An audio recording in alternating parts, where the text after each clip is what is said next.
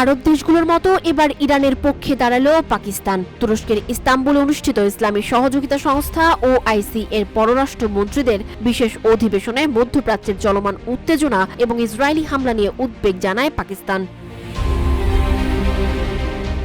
পাকিস্তানের উপপ্রধানমন্ত্রী ও পররাষ্ট্রমন্ত্রী ইসাক দার স্পষ্ট ভাষায় জানিয়ে দিয়েছেন, ইরানের আত্মরক্ষার অধিকারকে তারা পূর্ণ সমর্থন করেন এবং ইসরায়েলের আগ্রাসনকে অবৈধ, উস্কানিমূলক ও ভয়াবহ অভিহিত করছেন।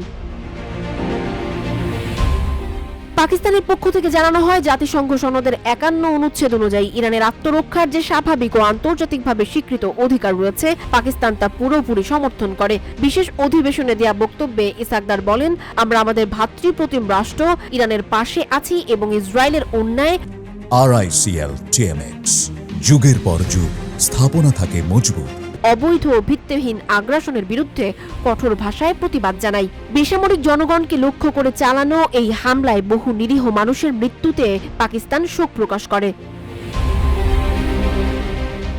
ইসাকদার বলেন, যখন ইসরায়েল ইরানে হামলা চালায় তখন আন্তর্জাতিক পারমাণবিক শক্তি সংস্থা দেশটিতে নিরীক্ষণ কার্যক্রম চালাচ্ছিল। এই হামলার মধ্য দিয়ে ইসরায়েল কেবল আন্তর্জাতিক আইনই নয়, বরং IAEA এর সংবিধি এবং একাধিক প্রস্তাবনারও লঙ্ঘন করেছে। ইসাকদার বলেন, এই ধরনের আগ্রাসন একটি বিপজ্জনক নজির স্থাপন করছে, যা শুধু মধ্যপ্রাচ্য নয় বরং পুরো বিশ্বের নিরাপত্তার জন্য হুমকি হয়ে উঠছে।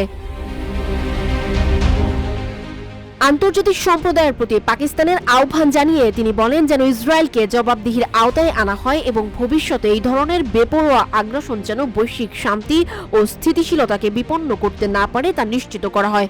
OICর মঞ্চ থেকে পাকিস্তানের এই কড়া অবস্থান মধ্যপ্রাচ্যের ভূ রাজনৈতিক পরিস্থিতিতে নতুন মাত্রা যোগ করেছে।